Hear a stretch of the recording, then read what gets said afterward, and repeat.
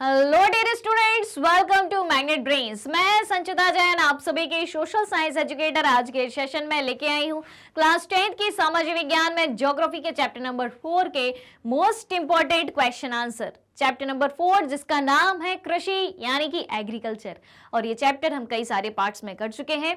इसके NCERT solutions, multiple choice question, इतने सारे काम हम कर चुके हैं। उम्मीद है सारे वीडियोस आपने देख लिए होंगे। अगर नहीं देखे हैं तो जल्दी से जाइए और बाकी के सारे वीडियोस को भी देख लीजिए। चलिए, तो आज बारी आती है मोस्ट इंपॉर्टेंट क्वेश्चन आंसर की। सेशन को शुरू करने से पहले आप सभी से रिक्वेस्ट है कि जल्दी से जल्दी और ज्यादा से ज्यादा आज के सेशन को आप सभी लाइक कर दें, शेयर कर दें, साथ ही साथ चैनल को सब्सक्राइब भी कर दें, क्योंकि मैग्नेट ब्रेन्स प्रोवाइड कराता है आपको क्लास 6 से लेके क्लास 12 तक के सारे courses free of cost, high quality education के साथ, फुल्ली ऑर्गेनाइज कंप्लीट कोर्स के साथ। जी हाँ, अगर आपको ई बुक्स, नोट्स की भी आवश्यकता है, वीडियो के डिस्क्रिप्शन में एक लिंक दी गई है, वहां जाना है और सारी चीजें आप अवेल कर सकते हैं। हमारे पास आपके लिए कई सारे जॉब कोर्सेस हिंदी और इंग्लिश दोनों मीडियम में अवेलेबल हैं। सीबीएसई बोर्ड के साथ साथ MP board, UP board, Bihar board, Delhi board, Rajasthan board के सिलेबस को भी कंप्लीट कराया जाता है। कई सारे स्पेशल कोर्सेज भी हैं, जैसे कि वैदिक maths crash course, spoken English, और इतने सारे कोर्सेज एक ही सिंगल प्लेटफॉर्म पर आपको एकदम फ्री ऑफ कॉस्ट प्रोवाइड कराए जा रहे हैं। यानी कि किसी भी कोर्स को पढ़ने के लिए आपको किसी भी प्रकार के सब्सक्रिप्शन की जरूरत नहीं है, पेड सब्सक्रिप्शन की जरूरत नहीं है। हर चीजें फ्री में प्रोवाइड कराई जा रही हैं। ऑलराइट, तो सारी बातें समझ में आ गई। फटाफट लाइक शेयर कर दीजिए। शुरू करते हैं आज का ये सेशन। सबसे पहले पैटर्न को समझ लिया जाए। मोस्ट इंपॉर्टेंट क्वेश्चन आंसर का सेशन है। हम 3 तरीके के क्वेश्चन आज हल करने वाले हैं। पहला क्या होगा भाई? पहले होंगे अति लघुत्तरीय प्रश्नोत्तर। सबसे पहले क्या होंगे? अति लघुत्तरीय प्रश्नोत्तर होंगे। फिर होंगे आपके लघुत्तरीय प्रश्नोत्तर, और फिर होंगे आपके दीर्घोत्तरीय प्रश्नोत्तर। ऑलराइट, कितने कितने होंगे? 10 अति लघुत्तरीय, 5 लघुत्तरीय और 5 दीर्घोत्तरीय। इस तरीके से टोटल 20 क्वेश्चन आपको कराए जाएंगे। 20 मोस्ट इंपॉर्टेंट क्वेश्चन आंसर आपको कराए जाएंगे। यानी कि जिस पैटर्न में आपके एग्जाम पेपर में क्वेश्चन आंसर पूछे जाते हैं, उसी पैटर्न में सारे क्वेश्चन आंसर सॉल्व कराए जाएंगे। चलिए, तो शुरू किया जाए। अति लघुत्तरीय प्रश्न के आंसर जो है बहुत छोटे होते हैं। उनका आंसर कौन देगा? आप देंगे कमेंट बॉक्स में। ऑलराइट, सभी रेडी? बढ़िया। चलिए, तो पहला प्रश्न है, भारत की 4 खरीफ और 4 रबी फसलों के नाम बताइए। बता दो भाई, क्या बताना है? 4 खरीफ और 4 रबी फसलों के नाम बताना है। भारत की वो फसलें, ठीक है, 4 रबी और 4 खरीफ। देखा जाए आंसर, कमेंट में आने दो पहले आंसर, फिर चेक किया जाता है। चलिए बताएं भाई जल्दी से, 4 खरीफ 4 रबी फसल। फटाफट कमेंट आना चाहिए। पता तो है ना खरीफ की कब उगाई जाती है, रबी की कब? समय पता है? चलिए, रबी की फसल की हम बात करें तो रबी की फसलों में आती है आपकी गेहूं, चना, जौ, मटर, सरसों।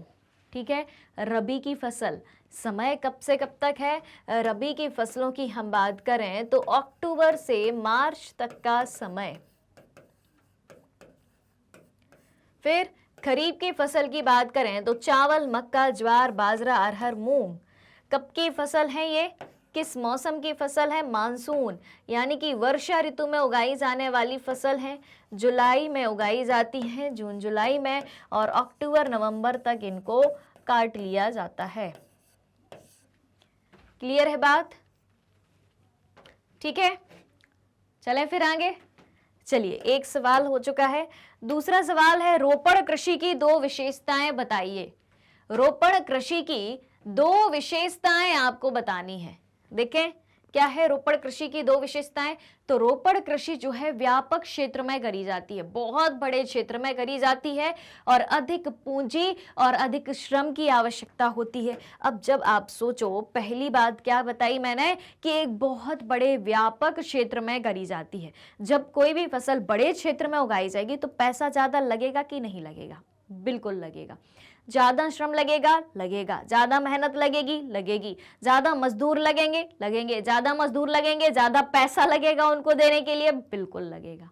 ठीक है, तो रोपड़ कृषि के बारे में हमें बताया, एक बहुत लंबे क्षेत्र में, बहुत बड़े क्षेत्र में केवल एक प्रकार की फसल उगाई जाती है। ठीक है, एक और विशेषता होती है कि व्यापक क्षेत्र में करी जाती है और केवल एक प्रकार की फसल इसमें एक बार में उगाई जाती है। ठीक है, केवल एक प्रकार की फसल। ऑल राइट, अब ये फसल कौन सी हो सकती है? कोई भी हो सकती है, जो रोपड़ कृषि के उदाहरण है। बताओ भाई, जब तक जल्दी से कमेंट करके बताइए कि रोपड़ कृषि, रोपड़ फसल के उदाहरण कौन कौन से हैं। पूरा चैप्टर पढ़ लिया, एनसीईआरटी सॉल्यूशंस कर लिए, मल्टीपल चॉइस क्वेश्चन कर लिए। हर एक सेशन में, हर एक वीडियो में मैंने आपको रोपड़ कृषि के बारे में समझाया है। ठीक है, तो रोपड़ कृषि बहुत बड़े क्षेत्र में ऐसी लंबी लंबी कतारों में, ठीक है, ऐसे लंबी लंबी कतारों में फसलों को बोया जाता है। ठीक, अब किस प्रकार की फसल होती है, कौन कौन सी फसल होती है रोपड़ कृषि में? कुछ ज्यादा ही पेड़ पौधे अपन ने लगा दिए, क्योंकि भाई ज्यादा क्षेत्र में बोई जाती है ना, तो भाई ज्यादा पौधे तो लगेंगे। ठीक है, एग्जाम्पल आ गए भाई सभी के कमेंट में, क्या कहते हो? एग्जाम्पल आ गए? एग्जाम्पल क्या क्या है, कौन कौन सी फसल है? कौन कौन सी फसल है भाई? चाय, कॉफी,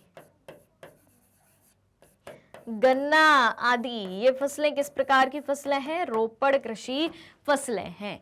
ठीक है, व्यापक क्षेत्र में करी जाती है, अधिक पूंजी की आवश्यकता होती है, चाय, कॉफी, गन्ना, और केवल एक प्रकार की फसल एक क्षेत्र में बोई जाती है।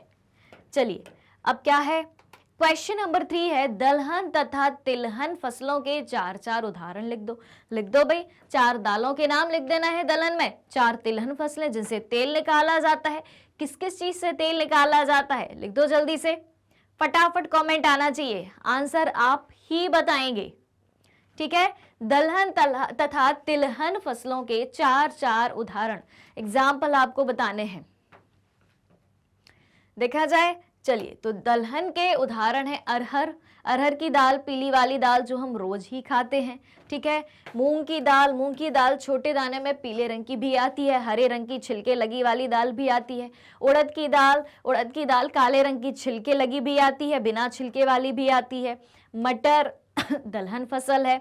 चना, मसूर, मसूर कैसे रंग की होती है? हल्के ऑरेंज से कलर की, छोटे गोल दाने, पतले पतले दाने होते हैं। ठीक है, तो ये सब क्या हो गए आपके दलहन फसलों के एग्जाम्पल। अब तिलहन, तिलहन में जिनसे तेल निकाला जाता है, मूंगफली का तेल होता है, बिल्कुल होता है, सरसों का, अलसी का, तिल का, सोयाबीन का। ठीक है, तो ये हो गई हमारी तिलहनी फसलें। अब क्या है? क्वेश्चन नंबर 4, रेशम उत्पादन के लिए रेशम के कीड़ों को पालना कृषि का कौन सा प्रकार है?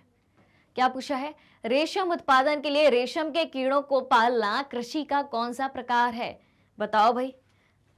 रेशम की खेती, मल्टीपल चॉइस क्वेश्चन में ऐसा ही एक क्वेश्चन मैंने आपको कराया था, याद है? सेशन ज्वाइन किया होगा तो याद होगा, नहीं किया होगा तो नहीं याद होगा। इसलिए कहती हूँ पूरे चैप्टर के हर एक सेशन ज्वाइन किया करो, पूरा कंसेप्ट क्लियर हो जाता है भाई साहब। क्योंकि जब हम बार बार चीज़ों को अलग अलग तरीके से सॉल्व करते हैं, जब आपने चैप्टर पढ़ा तो तब तो आपने एक्सप्लेनेशन समझा, डिटेल में चीज़ें समझी, फिर उनको क्वेश्चन के फॉर्म में कैसे सॉल्व किया जाता है, एनसीईआरटी सॉल्यूशन में कौन से क्वेश्चन आते हैं, उसी थियोरी को मल्टीपल चॉइस क्वेश्चन में अगर आपसे पूछा जाए तो कैसे डील करोगे, उसी चीज़ को वेरी शॉर्ट आंसर या लॉन्ग आंसर में पूछा जाए तो कैसे डील करोगे। ठीक है, बात एक ही होती है लेकिन डील करने के तरीके अलग अलग होते हैं ना, तो वही चीज़ें आपको अलग अलग सेशन में सिखाई जाती हैं, समझाई जाती हैं। इसलिए हर एक सेशन को ज्वाइन किया करो। ठीक है, रेशम उत्पादन के लिए रेशम के कीड़ों को पालना कौन सा प्रकार होता है? सेरीकल्चर, यानी कि रेशम उत्पादन क्या कहलाता है? सेरीकल्चर, सेरीकल्चर कहलाता है रेशम उत्पादन। क्लियर? चलिए, क्वेश्चन नंबर 5, जीविका निर्वाह कृषि की 2 विशेषताएं बताइए। बताओ भाई, जीविका निर्वाह कृषि या प्रारंभिक जीविका कृषि की 2 विशेषताएं। जब ये चैप्टर मैंने आपको पढ़ाया था तो सबसे पहला टॉपिक था आपका कृषि के प्रकार। कई प्रकार की कृषि पढ़ाई थी, लगभग 4 प्रकार की कृषि मैंने आपको पढ़ाई थी। उसी में से सबसे पहला प्रकार आपसे पूछा है, क्या पूछा है? जीविका निर्वाह कृषि की 2 विशेषताएं। देखा जाए तो भूमि के छोटे टुकड़ों पर परंपरागत रूप से कृषि करना इसमें शामिल होता है। क्या कहा गया है? भूमि के छोटे टुकड़ों पर परंपरागत रूप से कृषि करना, एक बात। और दूसरी बात क्या है? प्रायः मानसून, मृदा की प्राकृतिक उर्वरता तथा फसल उगाने की पर्यावरणीय परिस्थितियों की उपयुक्तता पर निर्भर होती है। सबसे पहली बात, इसका अर्थ समझते हैं, जीविका निर्वाह कृषि। इसका अर्थ निकल के क्या आता है? वो कृषि जिसमें सिर्फ उतना उत्पादन किया जाता है जितना आपके जीवन जीने के लिए आवश्यक है। उतनी फसल उगाई जाएगी जिसमें आपका और आपके परिवार का पेट भर जाए। ठीक है, तो उसे क्या कहा जाएगा? जीविका निर्वाह कृषि कहा जाएगा। ठीक है, अब इसमें क्या किया गया, क्या कहा गया है? पहला पॉइंट कहता है भूमि के छोटे टुकड़ों पर परंपरागत रूप से कृषि।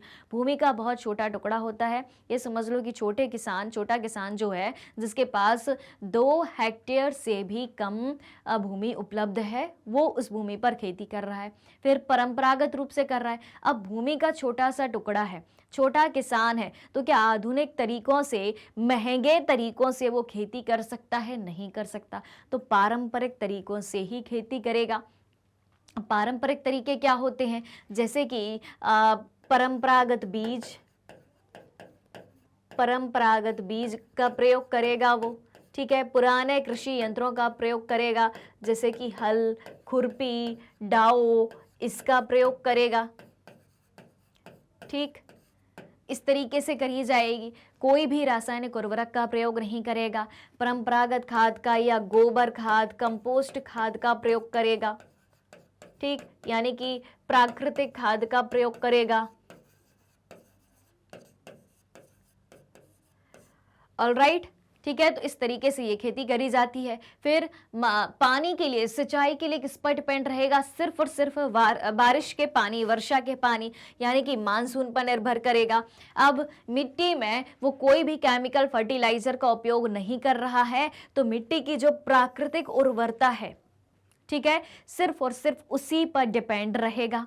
तथा फसल उगाने की पर्यावरणीय परिस्थितियों की उपयुक्तता पर निर्भर करेगा। ठीक है, यानी कि मौसमी परिस्थितियां जैसी होंगी उस प्रकार की फसल का उत्पादन होगा। ठीक है, तो ना तो अलग से वो सिंचाई यंत्रों का इस्तेमाल करेगा, पूरे तरीके से मानसून पर निर्भर रहेगा। जिस प्रकार की जलवायु होगी, जिस प्रकार का तापमान होगा, उस हिसाब से वो फसलों को उगाएगा अपने खेत में। तो ये हो गई क्या? जीविका निर्वाह कृषि, जिसमें उतना उत्पादन किया जाता है जितना एक किसान के लिए जरूरी होता है, क्योंकि वो उतना ही उत्पादन कर पाता है। ऑलराइट, अब क्या है? क्वेश्चन नंबर 6 है, गहन कृषि के 2 गुण लिखिए। गहन कृषि, देखो पहले प्रकार में हमने पढ़ी थी प्रारंभिक जीविका निर्वाह कृषि, उसको अभी क्वेश्चन नंबर 5 में सॉल्व किया। दूसरा प्रकार होता है गहन कृषि। तो गहन कृषि के 2 गुण बताने हैं आपको, बता दीजिए जल्दी से। गहन कृषि के 2 गुण देखें तो गहन कृषि के 2 गुण हैं। अधिक उत्पादन के लिए अधिक मात्रा में रासायनिक उर्वरकों तथा सिंचाई का प्रयोग किया जाता है। ठीक है, अधिक उत्पादन के लिए अधिक मात्रा में रासायनिक उर्वरकों और सिंचाई का प्रयोग इसमें किया जाता है। ठीक है, क्योंकि इसमें बहुत बड़े क्षेत्र में बहुत ज़्यादा खेती करी जाती है, और अगर क्षेत्र छोटा भी है तब भी ज़्यादा उत्पादन करना है। इसका उद्देश्य क्या होता है? ठीक है, इसका उद्देश्य क्या होता है? अगर हम गहन कृषि के उद्देश्य की बात करें तो इसमें भूमि की साइज मैटर नहीं करती। इसका उद्देश्य है ज़्यादा से ज़्यादा उत्पादन करना। सबसे पहले इसके उद्देश्य पर जाना और इसी को ध्यान में रखना। यहीं से पूरे क्वेश्चन का आंसर जो है फ्रेम होगा। ज़्यादा से ज़्यादा उत्पादन करना। हाँ, अब अगर किसी किसान को अपने खेत में ज़्यादा उत्पादन करना है तो कैसे होगा? कैसे होगा भाई? ज़्यादा से ज़्यादा उत्पादन करने के लिए HYV बीजों का प्रयोग करना होगा, हाई यील्डिंग वैरायटी के सीड्स, यानी कि उन्नत किस्म के बीज। ठीक है, तो ये बीज सस्ते आएंगे? नहीं आएंगे, बिल्कुल नहीं आएंगे। और रासायनिक उर्वरकों का प्रयोग करना होगा, यानी कि केमिकल फर्टिलाइजर्स। रासायनिक उर्वरकों का प्रयोग, ये सस्ते आएंगे, बिल्कुल नहीं आएंगे, महंगे आएंगे, इनका प्रयोग करेगा। ठीक है, मिट्टी की उर्वरक क्षमता बढ़ेगी, फसल उत्पादन ज्यादा होगा। तो मिट्टी की उर्वरक क्षमता सिर्फ उतने समय के लिए रहेगी जब फसल उत्पादन ज्यादा होगा, लेकिन रासायनिक उर्वरकों के अत्यधिक प्रयोग से जो है क्या कहते हैं, मिट्टी की उर्वरक क्षमता धीरे धीरे नष्ट होने लगती है, जो मिट्टी की नेचुरल क्षमता होती है। ठीक, फिर क्या होता है, अधिक उत्पादन के लिए अधिक मात्रा में रासायनिक उर्वरकों और सिंचाई का प्रयोग। बिल्कुल, रासायनिक उर्वरकों के बाद क्या चाहिए भाई, सिंचाई, अत्यधिक सिंचाई, ज्यादा पानी की आवश्यकता पड़ेगी तब तो फसल ज्यादा उगेगी। ठीक है, अत्यधिक सिंचाई। फिर क्या होता है, भूखंडों का आकार छोटा होने पर कई कई फसलें उगाना, यानी कि भूमि का आकार छोटा है। ठीक है, तो आप जैसे आपने सोचा कि खरीफ की फसल जो है बहुत ज्यादा हो जाए, पर भूखंड तो छोटा है तो उतनी नहीं होगी, तो क्या किया जाएगा, फसलों को बदल बदल कर बोया जाएगा। खरीफ के मौसम में खरीफ की, रबी के मौसम में रबी की, जायद के मौसम में जायद की, ताकि अलग अलग फसलें उगाने से जो है हमें आमदनी ज्यादा होगी, आय ज्यादा होगी, इनकम ज्यादा होगी, क्योंकि अलग अलग फसल का रेट अलग अलग होता है। ऑल राइट, और एक मौसम में आप सिर्फ एक ही फसल उगा सकते हो, अगले मौसम में आप अगली फसल उगाओ, उसके बाद अगली उगाओ। लेकिन अगर आपके पास बहुत बड़ा एरिया है तो आप एक मौसम में एक ही फसल उगाओ, उससे ही इकट्ठी आमदनी हो जाएगी। लेकिन खेत का एरिया छोटा है, कम फसल उगा पाओगे, तो हर 4 महीने में आप फसल बदलते रहो। क्लियर, तो ये क्या है, गहन कृषि के गुण हैं। Clear, sorry. क्वेश्चन नंबर 7 है, ऑपरेशन फ्लड किससे संबंधित है। बताओ भैया, ऑपरेशन फ्लड किससे संबंधित है। देखा जाए, ऑपरेशन फ्लड जो है दुग्ध उत्पादन में वृद्धि से संबंधित है। दुग्ध उत्पादन में वृद्धि, श्वेत क्रांति कब आई थी। श्वेत क्रांति 1970 में भारत में शुरू करी गई थी। किसके द्वारा शुरू करी गई थी, डॉक्टर वर्गीज कुरियन। डॉक्टर वर्गीज कुरियन के द्वारा ऑपरेशन फ्लड शुरू किया गया था। ऑलराइट, अब क्या है, ऑर्गेनिक कृषि या जैविक कृषि क्या है, बता दो भाई जल्दी से। ऑर्गेनिक कृषि, जैविक कृषि क्या होती है, आजकल बहुत ज्यादा प्रचलन में है। ठीक है, तो प्राकृतिक तरीकों से कृषि अब आजकल क्यों प्रचलन में है, क्योंकि लोग अपनी हेल्थ के प्रति सजग हो चुके हैं, सचेत हो चुके हैं। अब जब केमिकल फर्टिलाइजर्स का अगर प्रयोग किया जाता है, रासायनिक उर्वरकों का ज़्यादा उगाने के लिए, फसल उगाने के लिए, तो उसे क्या कहा जाता है, इनऑर्गेनिक खेती। ठीक है, अब ऑर्गेनिक खेती, जैविक खेती करनी है तो प्राकृतिक तरीकों से खेती करनी पड़ेगी, तभी हमारे शरीर को फायदा पहुंचेगा।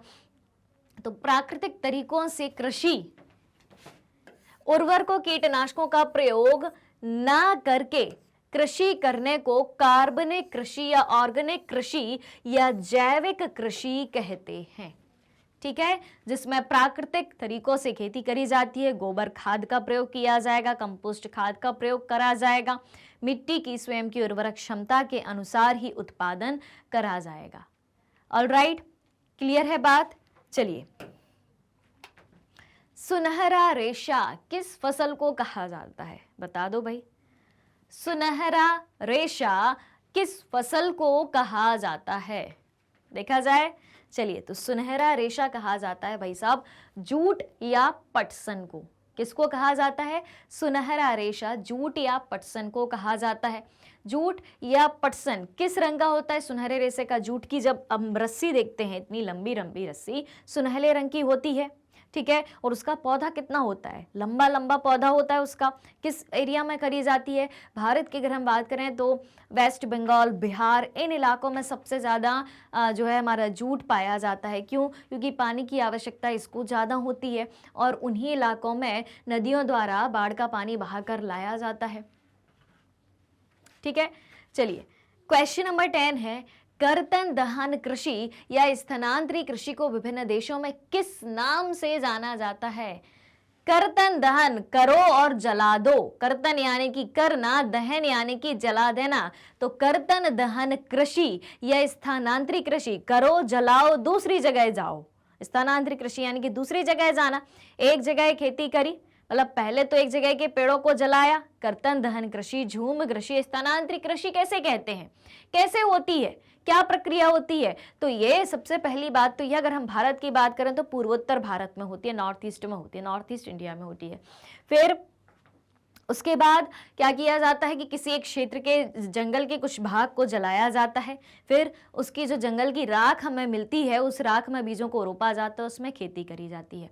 लगभग 2 वर्ष तक वहां पर फसल को उगाया जाता है। फिर जो लोग उस प्रकार की खेती करते हैं वहां से उठते हैं, दूसरी जगह जाते हैं, दूसरी जगह के कुछ पेड़ पौधों को, जंगलों को जलाते हैं, उसकी राख में बीजों को बोते हैं, फिर खेती करते हैं। फिर उसके बाद फिर वही प्रक्रिया 2 साल बाद फिर से अपनाई जाती है, दूसरी जगह जाते हैं, फिर से उसी प्रक्रिया के अनुसार खेती करते हैं। तो ये क्या है? जलाओ, करो, आगे बढ़ो। कर्तन दहन कृषि या स्थानांतरित कृषि को विभिन्न देशों में किस नाम से जाना जाता है, वो बात पूछी गई है। तो देखें, इसको हम झूम खेती के नाम से भी जानते हैं, ठीक है। भारत में से हम क्या कहते हैं? झूम कृषि कहते हैं। और भारत में, अगर हम भारत की बात करें, और भारत में किस एरिया में होती है? उत्तर, पूर्वोत्तर, पूर्वोत्तर यानी कि नॉर्थ ईस्ट में होती है, ठीक। अब मैक्सिको तथा मध्य अमेरिका में इसे किस नाम से जाना जाता है? तो मैक्सिको तथा मध्य अमेरिका में इसे मिल्पा के नाम से जाना जाता है। वेनेजुएला में किस नाम से जाना जाता है? वेनेजुएला में कोको, वेनेजुएला में कोको के नाम से जाना जाता है। ब्राजील में रोका के नाम से जाना जाता है। इंडोनेशिया में लदांग के नाम से जाना जाता है। वियतनाम में रे के नाम से जाना जाता है। मध्य अफ्रीका में मसोले के नाम से जाना जाता है, ठीक है। मैक्सिको और मध्य अमेरिका में मिल्पा, वेनेजुएला में कोको, ब्राजील में रोका, इंडोनेशिया में लदांग, वियतनाम में रे, मध्य अफ्रीका में मसोले। याद रहेगा, एक बार फिर से रिपीट करती हूं, यहीं पर याद होना चाहिए, ठीक है।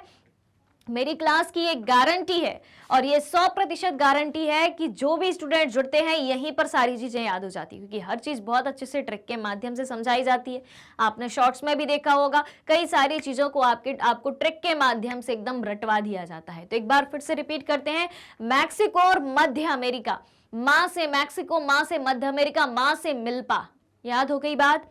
वेनेजुएला में कोको, ठीक है, ब्राजील को रोको, ठीक। वेनेजुएला में कोको, ब्राजील को रोको यानी ब्राजील में रोका कहा जाता है।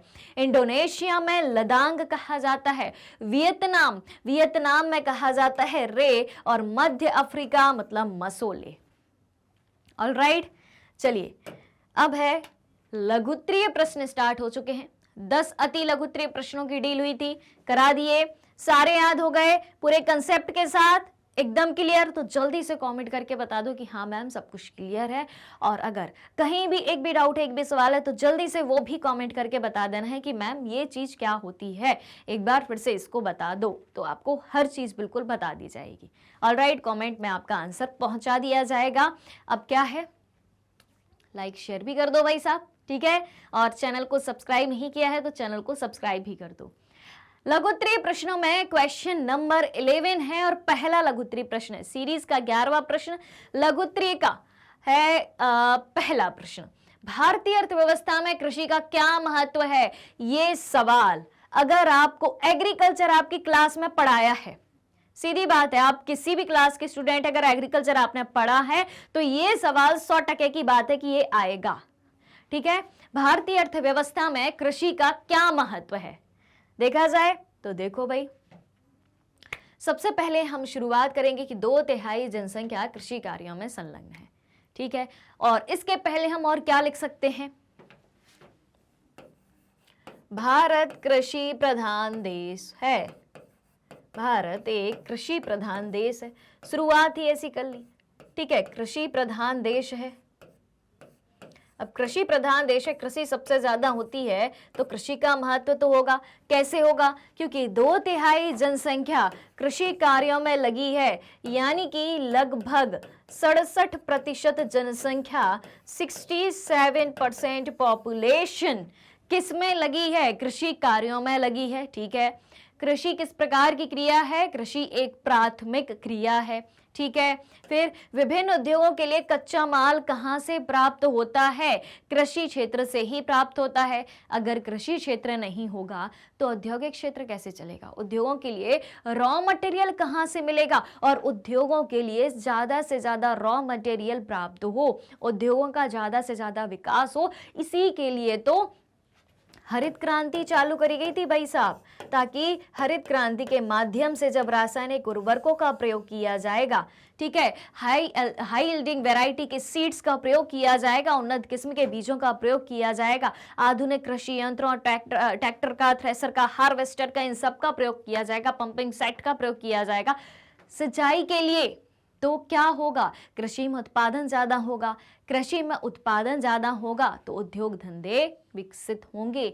तो अर्थव्यवस्था का द्वितीय क्षेत्र यानी कि औद्योगिक क्षेत्र किस पर निर्भर करता है? अर्थव्यवस्था के प्राथमिक क्षेत्र यानी कि कृषि क्षेत्र पर निर्भर करता है।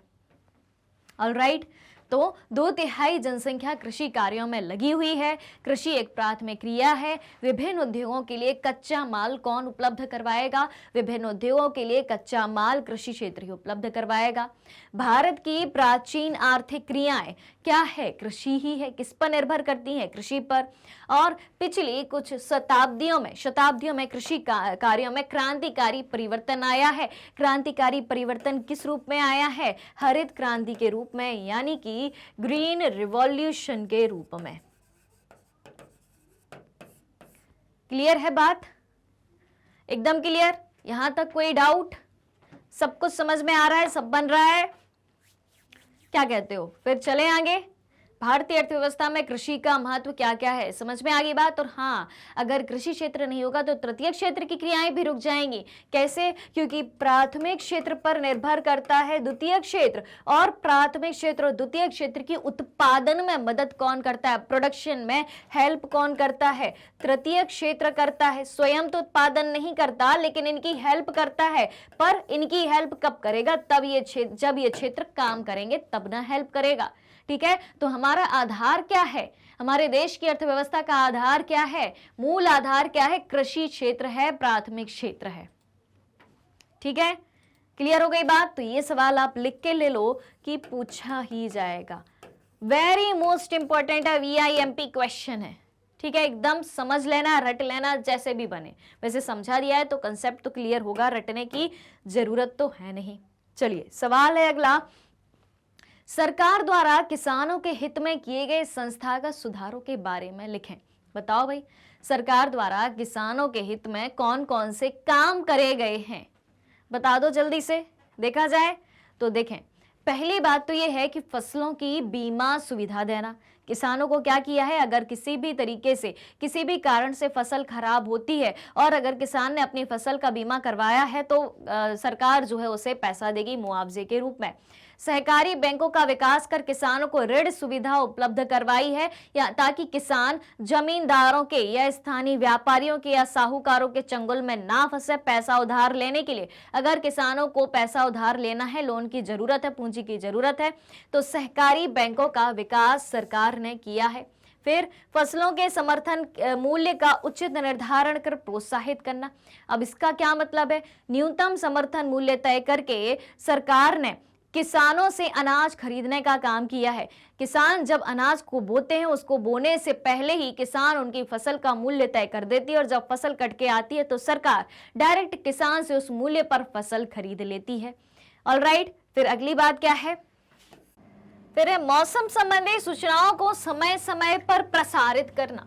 ठीक है, अब सरकार क्या करती है? अपने मौसम विभाग के द्वारा मौसम संबंधी सूचनाओं को जारी करती है, तो उस हिसाब से फिर किसान अपना काम करते हैं, फसल का उत्पादन करते हैं, फसल की सुरक्षा करने का काम करते हैं। फिर क्या है? कृषि संबंधी नवीन तकनीक, कृषि से रिलेटेड जो भी नई टेक्नोलॉजी आती है, सरकार उनको किसानों को उपलब्ध करवाती है।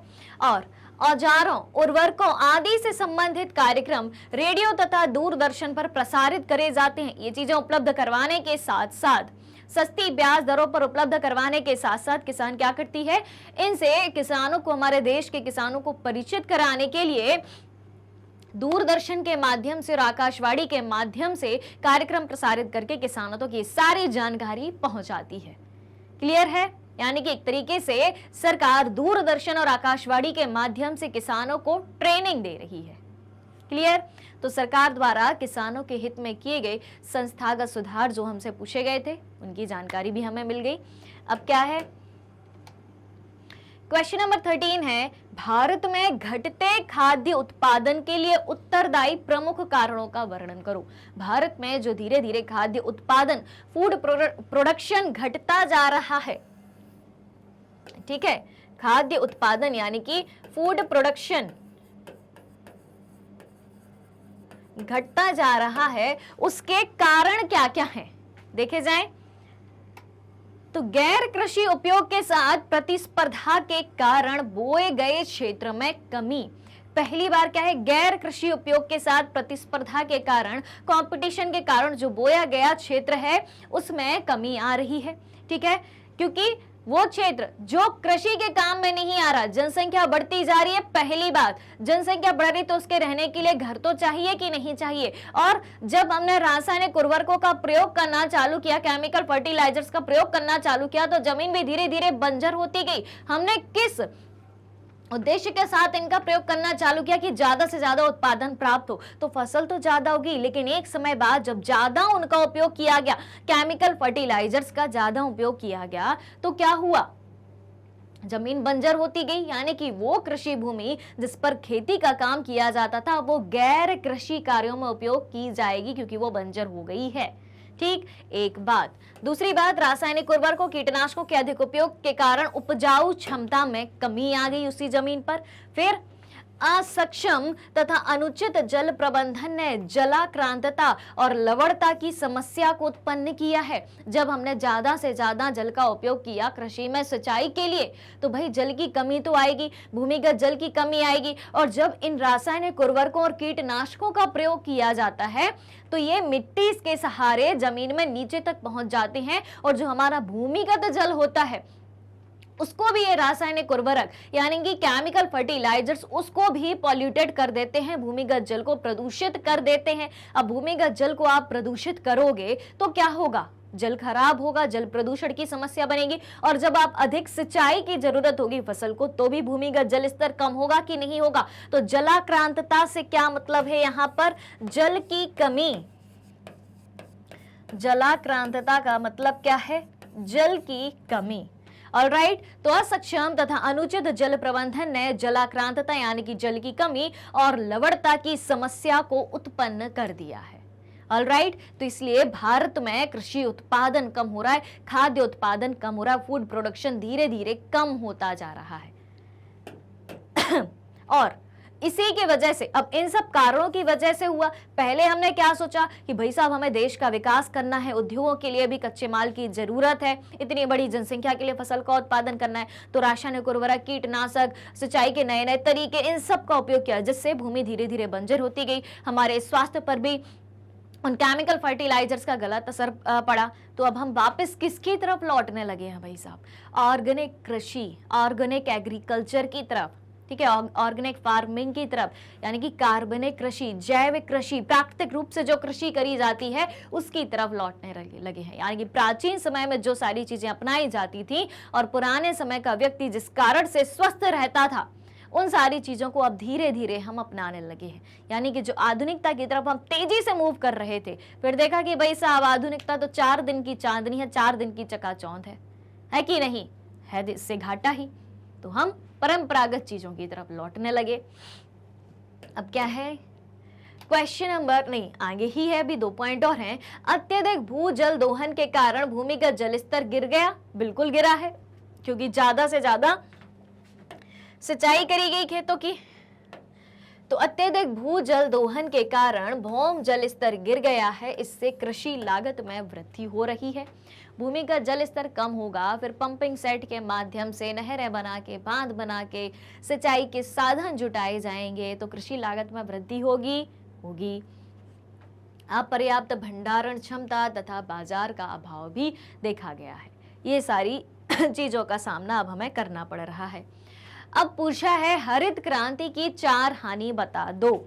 हरित क्रांति, ग्रीन रेवोल्यूशन, ग्रीन रेवोल्यूशन के बारे में अभी सब हमने पॉजिटिव चीजें पढ़ी हैं कि भाई कृषि में पैदावार बढ़ाने के लिए जो है हरित क्रांति लाएगी, हरित क्रांति में ये सब उपाय करे गए, किसानों को भी फायदा हुआ। लेकिन जहां लाभ होते हैं वहां दूसरी तरफ हानि भी होती है, यानी कि हर एक सिक्के के दो पहलू होते हैं, एक अच्छा एक बुरा। हरित क्रांति से फायदे हुए तो कहीं दूसरी तरफ हानियां भी हुई, नुकसान भी हुए। वही बात आपसे पूछी गई है कि हरित क्रांति की 4 हानियां बता दो। देखा जाए, चलिए, तो हरित क्रांति की 4 हानियां हैं कि सबसे पहली बात तो क्या करी थी, ज्यादा पैदावार बढ़ाने के लिए हमने रासायनिक उर्वरकों का प्रयोग किया, यानी कि केमिकल फर्टिलाइजर्स का प्रयोग किया। ठीक है भाई साहब। तो अत्यधिक रसायनों के कारण भूमि का निम्नीकरण हुआ। भूमि का निम्नीकरण हुआ, इस बात से क्या मतलब है, भूमि का निम्नीकरण हुआ, इस बात से क्या मतलब है, भूमि प्रदूषण हुआ। क्या हुआ, भूमि प्रदूषण की समस्या देखी गई अत्यधिक रसायनों के कारण। फिर क्या हुआ, सिंचाई की अधिकता से जल स्तर नीचा गया। ज्यादा से ज्यादा हम सिंचाई करेंगे तो भाई पानी तो पानी है, एक समय के बाद खत्म होगा कि नहीं होगा, तो भूमिगत जल स्तर है वो धीरे धीरे नीचे चला गया।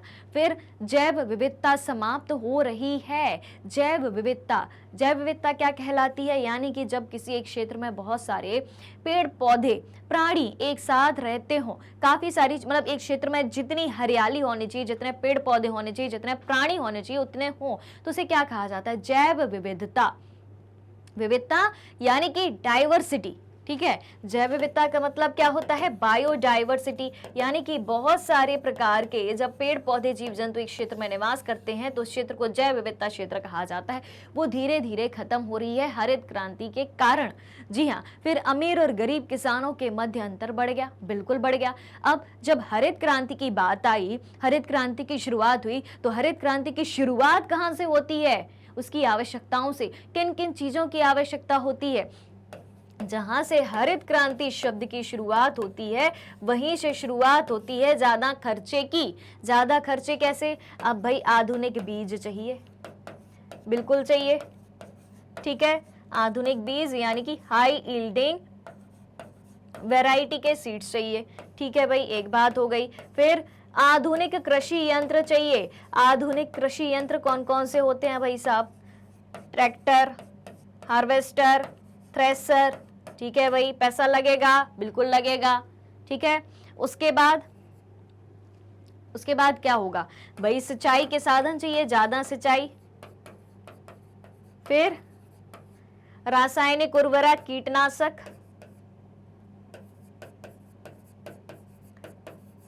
रासायनिक उर्वरक कीटनाशक सस्ते आएंगे, नहीं आएंगे। अब जब ये सब चीजें महंगी आएंगी तो कौन सा किसान खरीद पाएगा, जो बड़ा किसान है, जिसकी भूमि ज्यादा है, जो अमीर है, वही इन सब चीजों को खरीद पाएगा। वो खरीदेगा, वो इन सब चीजों का प्रयोग करेगा अपने खेत में, तो उसके खेत में उत्पादन ज्यादा होगा, ज्यादा उत्पादन होगा, वो और अमीर हो जाएगा। ठीक है, और गरीब किसान, क्या गरीब किसान ये सब चीजें खरीद सकता है, नहीं खरीद सकता है, तो उसके खेत में जितना उत्पादन होता था उतना ही हो जाएगा।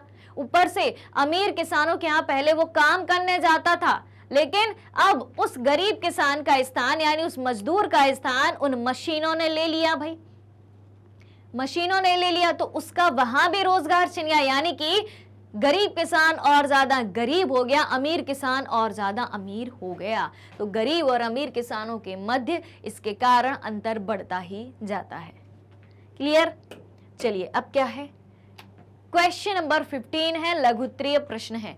भारत में किसानों को किन किन चुनौतियों का सामना करना पड़ता है? भारत में जितने भी किसान काम कर रहे हैं किन किन चुनौतियों का सामना करना पड़ता है, बता दो भाई, जल्दी तेजी से। इसका आंसर आपसे चाहिए मुझे, आप ही देंगे इस सवाल का आंसर। भारत में किसानों को किन किन चुनौतियों का सामना करना पड़ रहा है?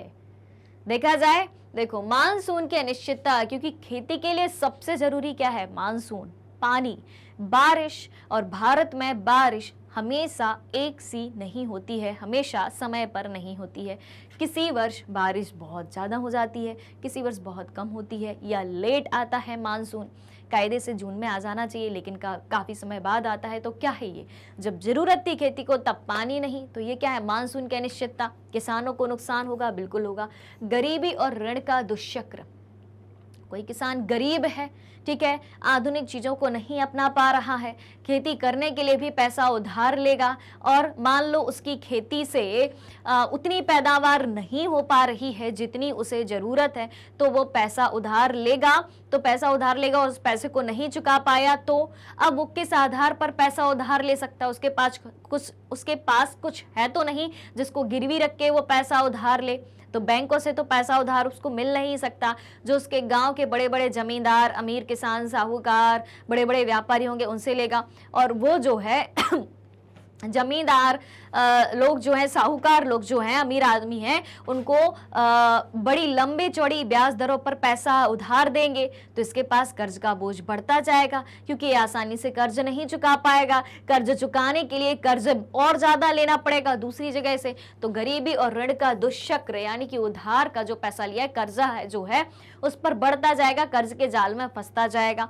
फिर शहरों की ओर पलायन। अब ग्रामीण क्षेत्रों में देख रहा है कि खेती बाड़ी का काम उतना मेरे लिए है नहीं, उससे मेरा परिवार नहीं चल पा रहा है, तो शहरों की ओर जाएगा बेचारा, किस लिए? काम की तलाश में शहरों की ओर जाएगा। शहरों की आबादी बढ़ रही है, शहरों में रहने की भी जगह नहीं बची है, बेचारा किसान झुग्गी झोपड़ी में अपना गुजारा करेगा, और शहरों में महंगाई भी इतनी है तो खर्च काटना और मुश्किल हो जाएगा।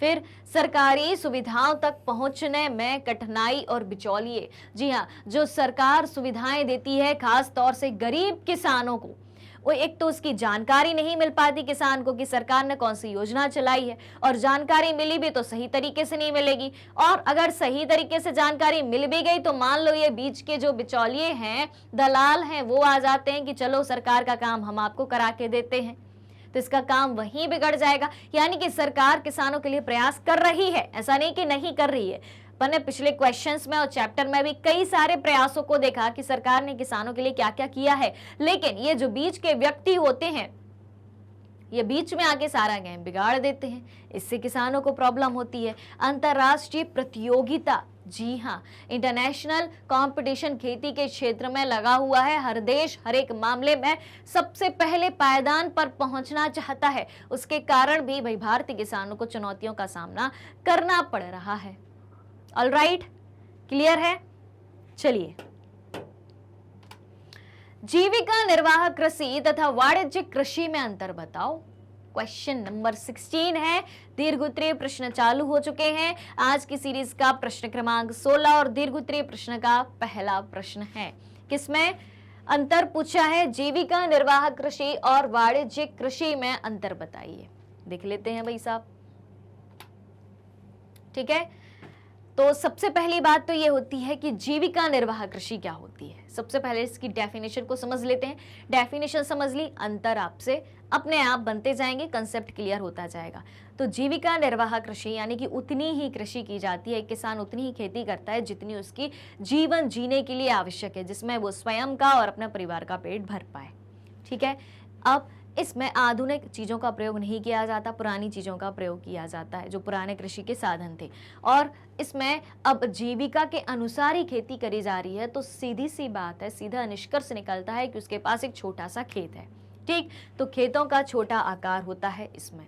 एक अंतर, वाणिज्यिक कृषि व्यापार की दृष्टि से खेती करी जा रही है, ठीक है। व्यापार की दृष्टि से तो भाई अधिशेष उत्पादन करना पड़ेगा, एक्स्ट्रा प्रोडक्शन करना पड़ेगा। अब एक्स्ट्रा प्रोडक्शन क्यों? क्योंकि बेचने के लिए भी अनाज चाहिए, स्वयं के खाने के लिए तो चाहिए, लेकिन इतना अनाज उगाया जा सके कि खाने के अलावा हम बेच भी सकें।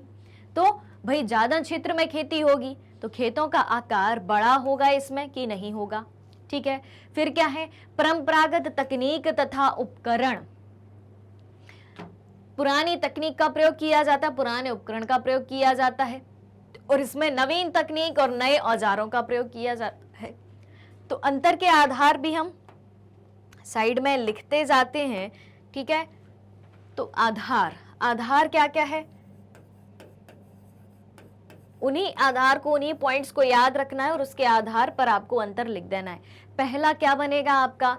पहला बनेगा आपका खेतों का आकार।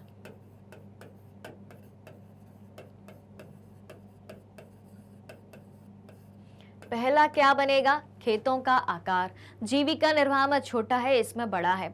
फिर क्या है, परंपरागत तकनीक तथा उपकरण, नवीन तकनीक तथा औजार। ठीक है, तो दूसरा बन जाएगा क्या, तकनीक तथा औजार, उसमें पुराने इसमें नए। ठीक, दो बात हो गई। अब तीसरी बात क्या है, स्थानीय बाजार के लिए उत्पादन होता है। जीविका निर्वाह कृषि में जो लोकल का मार्केट है उसी के लिए उत्पादन किया जाएगा, स्वयं के लिए उत्पादन। अब लोकल के मार्केट में आप बेचोगे तो लोग, गांव के लोग कितना खरीदते हैं, 1 किलो 2 किलो 10 किलो खरीदते हैं, उतना तो बेचा जा सकता है। लेकिन वाणिज्यिक कृषि में बड़े रूप में व्यापार होता है, निर्यात करने के लिए व्यापार होता है भाई, कई ट्रकों बंदी अनाज भेजा जाता है। ठीक है, तो उत्पादन किसके लिए हो रहा है, स्थानीय बाजार के लिए और निर्यात के लिए उत्पादन हो रहा है। ठीक है, तो उत्पादन कितना हो रहा है, तीसरा आधार ये बन जाएगा, उधर कम इधर ज्यादा। फिर 2 या 3 फसलें ली जाती हैं जीविका निर्वाह कृषि में, और वाणिज्यिक कृषि में एक मुख्य फसल पर बल दिया जाता है, क्योंकि बहुत बड़े क्षेत्र में एक फसल का उत्पादन बहुत ज्यादा किया जाता है और उसी का बड़े रूप में व्यापार किया जाता है कि दूसरी जगह उसको एक्सपोर्ट भी किया जाता है, निर्यात किया जाता है। अब जीविका निर्वाह कृषि में 2 या 3 फसल ही क्यों ली जाती हैं, 2 या 3 फसल इसलिए 2 या 3 फसलें क्यों ली जाती हैं, इसलिए ली जाती हैं ताकि अब एक छोटा सा खेत है किसान के पास, ठीक है, उसमें एक ही फसल उगा सकता है और कम मात्रा में उगा सकता है, एक समय में कम मात्रा में उगाएगा तो कम उत्पादन होगा, तो कम आय प्राप्त होगी। फिर जब दूसरा मौसम आएगा तो दूसरी फसल उगा के वो फिर से उत्पादन करेगा, फिर से पैसा कमा सकता है। एक बार में ज्यादा पैसा वो नहीं कमा सकता, इसलिए बार बार हर मौसम में खेती करता है। ठीक है, तो चौथी बात हम कर लेंगे फसल, उसमें 2 या 3 फसलें और इसमें एक फसल पर मुख्य बल दिया जाता है। फिर जीविका निर्वाह कृषि में खाद्य फसलों की पैदावार पर बल दिया जाता है कि खाने योग्य फसलें ही उगाई जाएंगी, और व्यापारिक में वाणिज्यिक फसलों पर बल दिया जाता है, यानी कि खाने के अलावा जो और भी फसलें होती हैं, कौन कौन सी, जैसे कि कपास, जूट, रेशम, इस प्रकार की फसलें भी उगाई जाती हैं। ठीक है, तो अब पांचवा अंतर क्या आ जाएगा, फसलों का प्रकार। ये हो जाएगी फसल, मतलब इसमें 2 या 3 फसलें उगाई जा सकती हैं, इसमें एक उगाई जा सकती है, यानी कि इधर हम फसलों की संख्या लिख लें क्या, ठीक है, इसको हम फसलों की संख्या लिख लेते हैं ताकि पांचवें अंतर को समझने में हमें दिक्कत नहीं जाएगी। ठीक, फिर पांचवा अंतर क्या है, खाद्य फसलों की पैदावार पर बल। फसल प्रकार, फसल प्रकार से समझ लोगे आप, इसको समझ लोगे भाई, सब समझ लेंगे, इंटेलिजेंट है, 10th के स्टूडेंट है, मैग्नेट ब्रेन्स के स्टूडेंट हैं, क्यों नहीं समझ लेंगे। तो खाद्य फसलों की पैदावार पर बल दिया जाता है और इसमें वाणिज्यिक फसलों की पैदावार पर बल दिया जाता है। 5 अंतर के आधार क्या है, खेतों का आकार, तकनीक तथा औजार, उत्पादन, फसलों की संख्या, फसल प्रकार। ऑलराइट, चलिए क्वेश्चन क्लियर, स्क्रीनशॉट लेना चाहें तो जल्दी से स्क्रीनशॉट ले लें, उसके बाद बढ़ते हैं आगे। चलिए क्वेश्चन नंबर 17, भारत में कृषिगत सुधारों के कोई 5 उपाय लिखो। भारत में कृषि के क्षेत्र में कौन कौन से सुधार करे गए हैं, 5 सुधार बताने हैं। ठीक है, देखा जाए भारत में कृषिगत सुधार, पहली बात क्या आती है, पहली बात आती है अच्छी सिंचाई व्यवस्था। पहली बात क्या आती है, अच्छी सिंचाई व्यवस्था। सिंचाई व्यवस्था अच्छी करी जाएगी, फसल की पैदावार अच्छी होगी, बिल्कुल होगी। जैविक खाद का प्रयोग करेंगे, ठीक है, ऑर्गेनिक खाद का प्रयोग करेंगे, खेती अच्छी होगी, बिल्कुल होगी। आधुनिक कृषि यंत्रों का प्रयोग करेंगे, फसल की पैदावार ज्यादा होगी। आधुनिक कृषि यंत्र कौन कौन से होते हैं, ट्रैक्टर, हार्वेस्टर, थ्रेसर आदि। फिर किसानों की प्रत्यक्ष सहायता करी जाती है सरकार के द्वारा, बैंक खाते में सहायता व रकम का सीधा पहुंचना किस प्रकार से पहुंचती है, जैसे कि यहां पर बात आ जाएगी फसल बीमा योजना के माध्यम से। अब किसी किसान की फसल खराब हो जाती है, किसी किसान की फसल खराब हो जाती है तो क्या किया जाता है, अगर उस किसान ने अपनी फसल का बीमा करवाया है तो उस फसल का जितना मुआवजा बनता है सरकार उसके खाते में डायरेक्ट पहुंचाती है। ठीक है, फिर प्रधानमंत्री फसल योजना भी है, उसके तहत भी पैसा पहुंचाया जाता है, यानी कि किसानों की डायरेक्ट हेल्प करी जा रही है। सरकारी सहायता किस रूप में, सस्ते ऋण के रूप में किसानों को सहकारी बैंकों के द्वारा, किन बैंकों के द्वारा, सहकारी बैंकों के द्वारा सहकारी बैंक द्वारा सस्ती ब्याज दर पर, सहकारी बैंक द्वारा सस्ती ब्याज दर पर यानी कि कम ब्याज दर पर, कम ब्याज दर पर ऋण उपलब्ध कराया जाता है।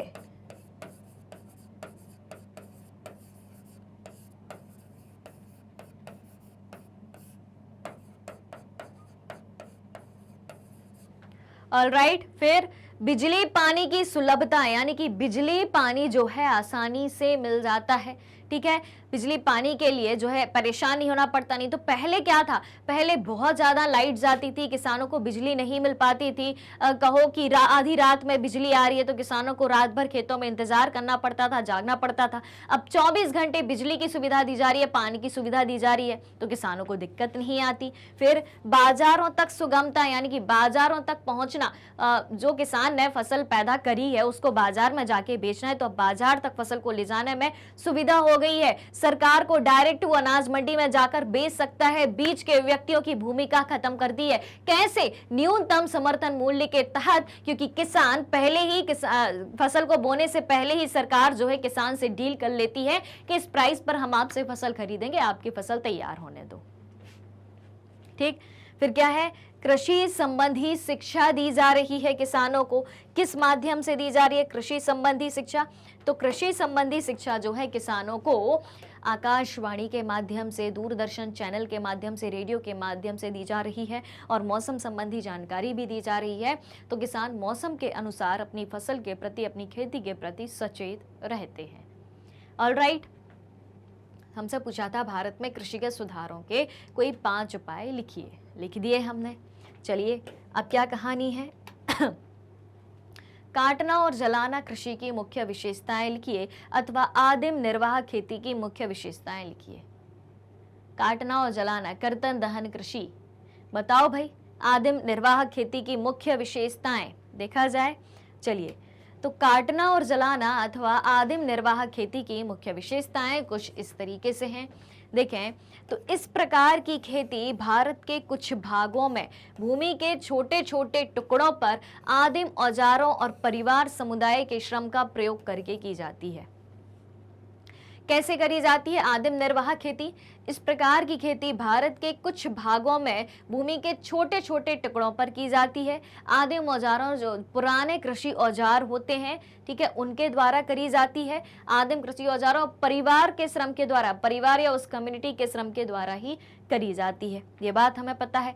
फिर क्या है, किसान अपने परिवारों के भरण पोषण के लिए जमीन का एक टुकड़ा साफ करते हैं, बिल्कुल करते हैं। काटना और जलाना समझने की कोशिश करना। तो किसान क्या करते हैं, अपने परिवारों के भरण पोषण के लिए जमीन का एक टुकड़ा साफ करते हैं और उस पर अपना अनाज तथा अन्य खाद्य फसलें उगाते हैं। ठीक है, क्लियर है। अब जब मिट्टी की उर्वरता कम हो गई, अब उसमें उस क्षेत्र में फसल उगाई उनने, और जब मिट्टी की उर्वरता कम हो गई उस क्षेत्र में, तो क्या करते हैं, तो किसान खेती के लिए जमीन का एक नया टुकड़ा साफ कर देते हैं। अब उस जमीन को कैसे साफ किया जाता है? पहले तो उसको काटा जाता है, मतलब जो भी कूड़ा करकट हुआ, या फिर उसको सीधा जला दिया जाता है। जला दिया, फिर उसके बाद उसमें खेती करी जाती है। फिर जब तक उसकी मिट्टी की उर्वरक क्षमता बनी रही, लगभग 2 साल तक ऐसा रहता है, तो फिर क्या करते हैं, वहां पर अपनी फसल को काटा और फिर दूसरी जगह गए, दूसरी जगह को जलाया, फिर सफाई करी, फिर वहां पर जाकर क्या किया, फिर से खेती करी। ठीक है, तो जब मिट्टी की उर्वरता कम हो जाती है तो किसान खेती के लिए जमीन का एक नया टुकड़ा साफ कर देते हैं, और इस तरह के बदलाव से प्रकृति को प्राकृतिक क्रियाओं के जरिए मिट्टी की उर्वरता को फिर से भरने का मौका मिलता है। यानी कि मिट्टी की, जिस जगह की मिट्टी की उर्वरता खत्म हो गई है, जिस जगह की मिट्टी की उपजाऊ क्षमता कम हो गई है, उसको दोबारा हम कैसे वापस उसी मोड में ला सकते हैं। यानी कि उस जगह आप फसल काट लो, कुछ समय के लिए उसको छोड़ दो, उस जमीन को पहले आप फिर साफ कर दो, एकदम दूसरी जगह जाके जमीन को एकदम साफ करो। ठीक है, फिर वहां पर नई फसल उगाओ, फिर वहां पर खेती करो। इस तरीके से मिट्टी, इस तरीके का जो बदलाव हम करते हैं, जगह बदल बदल के हम खेती करते हैं, तो प्रकृति को प्राकृतिक प्रक्रियाओं के जरिए मिट्टी की उर्वरता को फिर से भरने का मौका मिल जाता है। जो जमीन हम छोड़ देते हैं, तो मिट्टी, प्रकृति क्या करती है, अपनी प्राकृतिक क्रियाओं के जरिए उस जगह की मिट्टी की उर्वरक क्षमता को फिर से बढ़ाती है। फिर क्या है, भूमि की उत्पादकता कम है क्योंकि किसान उर्वरकों या अन्य आधुनिक साधनों का प्रयोग नहीं करते। इस प्रकार की कृषि में उतनी प्रोडक्टिविटी नहीं हो पाती है, उतनी फसल का उत्पादन नहीं हो पाता है। क्यों नहीं हो पाता है? क्योंकि किसान जो है उर्वरकों या अन्य आधुनिक साधनों का प्रयोग नहीं करते हैं। पूरे तरीके से सिर्फ प्राकृतिक तरीकों का उपयोग करके ही खेती करी जाती है। तो ये हो गई आपकी प्रारंभिक जीविका निर्वाह कृषि या आदिम कृषि या काटना और जलाना वाली कृषि प्रक्रिया। ऑलराइट, चलिए क्वेश्चन नंबर 19 है, भारत के 3 फसल मौसमों के नाम बताइए। क्या पूछा है? भारत के 3 फसल मौसमों के नाम बताइए, उनकी बुआई और कटाई का समय और प्रत्येक मौसम की प्रमुख फसलें लिखिए। देख लेते हैं इसको भी। चलिए, 3 मौसम कौन कौन से हैं जिन्हें हम शस्य प्रारूप के नाम से भी जानते हैं? किस नाम से? कभी इस नाम से आपसे पूछ लिया जाए तो घबराना नहीं, ठीक है, क्योंकि आप अपन ने चैप्टर में इसी नाम से पढ़ा है, एनसीईआरटी में इसी नाम से दिया है, ठीक है। तो ये क्या है? 3 फसल मौसम है, फसल मौसम, ठीक है, उसी को शस्य प्रारूप कहा है। ऑलराइट, तो रबी, खरीफ और जायद जो है 3 फसल मौसम है, ठीक है। रबी फसलें कब उगाई जाती हैं? शीतकालीन फसलें हैं, तो ये अक्टूबर से दिसंबर तक सर्दियों में बोई जाती हैं। रबी की फसलें कब बोई जाती हैं? अक्टूबर से दिसंबर तक सर्दियों में बोई जाती हैं, ठीक है। अप्रैल जून की गर्मियों में काट ली जाती हैं। महत्वपूर्ण फसलें कौन कौन सी हैं इसकी? गेहूं है, जौ है, सरसों, मटर, चना, ठीक है। तो आपसे पूछा जाए रबी फसलें शीतकालीन फसलें क्योंकि शीत ऋतु में बोई जाती हैं, ठीक। टाइम लिख दो, अक्टूबर नवंबर में बोया, अप्रैल जून जो है मार्च अप्रैल में लगभग काट लिया जाता है। महत्वपूर्ण फसलें कौन कौन सी हैं? फसलों के नाम लिख दो, यानी कि हर प्रकार में 3-3 बातें लिख देनी है। फिर क्या है? फिर है आपकी खरीफ की फसलें। ये किस प्रकार की फसलें कहलाई जाती हैं? ये कहलाई जाती हैं आपकी वर्षा ऋतु की फसलें। तो ये फसलें मानसून के आगमन जून जुलाई के साथ बोई जाती हैं और सितंबर और अक्टूबर में इन फसलों को काट लिया जाता है। कब काट लिया जाता है? सितंबर अक्टूबर में काट लिया जाता है। अब नाम लिखने हैं, कौन कौन सी फसल आती हैं? तो चावल, मक्का, बाजरा, ज्वार, अरहर, मूंग, उड़द, कपास, जूट, मूंगफली, सोयाबीन, यानी जिन फसलों को ज़्यादा पानी की आवश्यकता होती है उनको बारिश के मौसम में उगाया जाता है और हर एक फसल को उनकी जलवायु परिस्थिति के अनुसार उगाया जाता है कि वो फसल तैयार होने के लिए किस तरीके की परिस्थितियों की डिमांड करती है, ठीक। अब तीसरी फसल का उदाहरण है जायद मौसम, जायद की फसल। तो जायद की फसल कब उगाई जाती है? गर्मियों के महीनों में उगाई जाती है, ठीक है भाई। गर्मियों के महीनों में मुख्य रूप से देश के विभिन्न भागों में मार्च अप्रैल और जून जुलाई के बीच इस फसल का उत्पादन होता है, यानी कि बहुत ही छोटा फसल मौसम होता है इसका, ठीक है। मार्च से जून, ये समझ लो, मार्च में बोया, जून तक इनको काट लिया और बीच बीच में जैसे जैसे पैदावार होती गई इनको काटते रहते हैं। महत्वपूर्ण फसलें कौन सी होती हैं? तरबूज, खरबूज, खीरा, चारा, ये सारी फसलें जो हैं वो जायद के मौसम की फसलों में आती हैं, ठीक है। तो फसल मौसम के बारे में आपसे पूछा जाए, फसलों के प्रकार या शस्य प्रारूप के बारे में पूछा जाए तो आप 3 तरीके से बता देंगे, रबी, खरीफ और जायद। चलिए चलते हैं अगले सवाल की तरफ। चलिए क्वेश्चन नंबर 20 और आज की सीरीज का आखिरी सवाल है, आखिरी दीर्घोत्तरीय सवाल है, मोटे अनाज क्या है? भारत में इनका महत्व क्यों है? 2 बातें पूछी हैं अभी, मोटा अनाज क्या है, भारत में इनका महत्व क्यों है, और इस श्रेणी में शामिल फसलों के नाम बताएं। कौन कौन सी फसलें आती हैं मोटे अनाज की श्रेणी में, और इनमें से प्रत्येक फसल का उत्पादन करने वाले 3 प्रमुख राज्यों के नाम भी आपको बताने हैं। तो चलिए देख लेते हैं। एक बात मोटा अनाज क्या है, ठीक है। दूसरी बात महत्व पूछा है। तीसरी बात पूछी है 3 प्रमुख नाम, ठीक है। और चौथी बात प्रत्येक फसल को उगाने वाले कम से कम 3 राज्य। तो सबसे पहले तो पता कर लेते हैं कि मोटा अनाज क्या है। मोटे अनाज को मोटा अनाज क्यों कहा जाता है भाई? बाकी अनाज अगर पतले होते हैं तो उनको पतला अनाज क्यों नहीं कहा जाता? सुन लो भाई, इसे मोटा अनाज इसलिए कहा जाता है क्योंकि इनके उत्पादन में ज्यादा मशक्कत नहीं करनी पड़ती, ज्यादा मेहनत नहीं करनी पड़ती। ठीक है, ये अनाज कम पानी और कम उपजाऊ भूमि में भी उग जाते हैं। अब जिस फसल को उगाने में ज्यादा मेहनत करनी पड़ेगी, सीधी सी बात है, ज्यादा पानी की आवश्यकता होगी, ज्यादा उपजाऊ भूमि की आवश्यकता होगी, तो इन्हें ना तो ज्यादा पानी चाहिए भाई साहब और ना ज्यादा उपजाऊ भूमि चाहिए। ये आराम से अपने पड़े पड़े उगते रहेंगे कहीं भी। ठीक है, और ये महत्वपूर्ण है क्योंकि इनमें उच्च पोषण मूल्य होता है। दूसरी बात क्या पूछी थी कि भारत में इनका महत्व क्यों है? इनका महत्व इसलिए है क्योंकि इसमें उच्च पोषण मूल्य होता है, हाई न्यूट्रिशन वैल्यू होती है इनमें, और ये गरीब लोगों के आहार का एक महत्वपूर्ण हिस्सा होते हैं। बाजरा। उसके बाद क्या है? महत्वपूर्ण फसल के नाम पूछे थे। ठीक है, महत्वपूर्ण फसल के नाम और उनको उगाने वाले, उनको उत्पादन करने वाले 3 राज्यों के नाम पूछे थे। तो सबसे पहली फसल है रागी। देखो भाई, बहुत ही स्वादिष्ट होती है और देखने में होती है छोटे छोटे, जैसे राई के दाने होते हैं, राई जो मसाला होता है, सरसों, काली सरसों, ठीक उसी प्रकार से रागी होती है, राई के जैसे रागी होती है। ठीक है, रागी, इसका प्रमुख उत्पादक राज्य कर्नाटक है। कहाँ उगाई जाती है सबसे ज्यादा? कर्नाटक में। उसके बाद तमिलनाडु में दूसरा नंबर, फिर हिमाचल प्रदेश, झारखंड, उत्तराखंड, सिक्किम आदि महत्वपूर्ण क्षेत्र हैं। राज्यों के भी नाम बता दिए। ठीक, फिर ज्वार, दूसरा मोटा अनाज क्या है? ज्वार। ज्वार सबसे ज्यादा कहाँ उगाई जाती है? महाराष्ट्र में। वही सब ठंड के मौसम में ज्यादा ज्वार की रोटियां बनती हैं। ठीक है, तो ज्वार जो है महाराष्ट्र इसका प्रमुख उत्पादक राज्य है। इसके बाद कर्नाटक, आंध्र प्रदेश, मध्य प्रदेश का स्थान इसमें आता है। फिर बात आती है अगली बाजरा की। तो बाजरा की खेती कहाँ होती है? यह रेतीली मिट्टी और उथली काली मिट्टी में अच्छी तरह से उगाया जाता है। बाजरा कहाँ उगाया जाता है? रेतीली मिट्टी और उथली काली मिट्टी में अच्छी तरह से। अब रेतीली मिट्टी कहाँ मिलेगी भारत में? राजस्थान में, मरुस्थल में, रेगिस्तान में। क्या है? राजस्थान। ठीक है, तो राजस्थान इसका सबसे बड़ा उत्पादक राज्य है। इसके बाद उत्तर प्रदेश, महाराष्ट्र, गुजरात, हरियाणा का नंबर आता है। हमसे क्या क्या पूछा था? मोटा अनाज क्या है, उसका महत्व यानी कि इंपॉर्टेंस, कौन कौन से होते हैं, कहाँ कहाँ कौन कौन से राज्य में उगाए जाते हैं।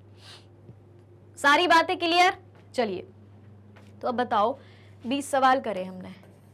ठीक है, टोटल 20 MIQ करे हैं। समझ में आ गई सारी बातें? 10 अति लघु उत्तरीय, 5 लघु उत्तरीय, 5 दीर्घ उत्तरीय। कहीं कोई डाउट है, कोई समस्या है, बीच में कोई भी बात अगर समझ में ना आई हो तो जल्दी से कमेंट करके बताना है। आपके हर सवाल का जवाब कमेंट सेक्शन में आप तक पहुंचाया जाएगा। ऑलराइट, चला जाए। चलिए, तो चलते हैं और जल्दी ही मिलते हैं अगले सेशन में। अब बचेगा क्या भाई अगला सेशन? इसका कंप्लीट चैप्टर रिवीजन। चैप्टर पढ़ लिया, एनसीईआरटी हो गए, MCQ हो गए, MIQ हो गए, क्या बचता है? CCR यानी कि कंप्लीट चैप्टर रिवीजन। अगले सेशन में वो आपको मिलेगा। जल्दी से नोटिफिकेशन बेल आइकन को प्रेस कर दीजिए ताकि जैसे ही नेक्स्ट वीडियो अपलोड होता है आप तक उसकी इन्फॉर्मेशन पहुंच जाए। ऑलराइट, तो अगर आप हमारे डेली के लाइव सेशन और रिकॉर्डेड सेशन से जुड़ना चाहते हैं, सारी चीजें उपलब्ध है मैग्नेट ब्रेन्स के यूट्यूब चैनल, वेबसाइट और एप्लीकेशन पर। मैग्नेट ब्रेन्स इंडिया का number 1 100% free online education platform है।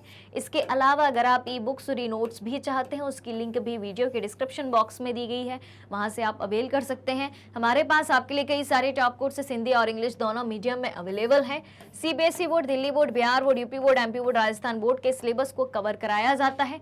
कैसे कवर कराया जाता है? NCERT पैटर्न से कवर कराया जाता है क्योंकि हम पढ़ाते हैं आपको NCERT। कई सारे स्पेशल कोर्सेज भी हैं हमारे पास, वैदिक मैथ्स क्रैश कोर्स और स्पोकन इंग्लिश, और इतने सारे कोर्सेज है कि सिंगल प्लेटफॉर्म पर हाई क्वालिटी एजुकेशन के साथ, फुल्ली ऑर्गेनाइज कंप्लीट कोर्स के साथ आपको एकदम फ्री ऑफ कॉस्ट प्रोवाइड कराए जाते हैं। यानी कि हमारे किसी भी कोर्स को पढ़ने के लिए आपको किसी भी तरीके के पेड सब्सक्रिप्शन की जरूरत नहीं है।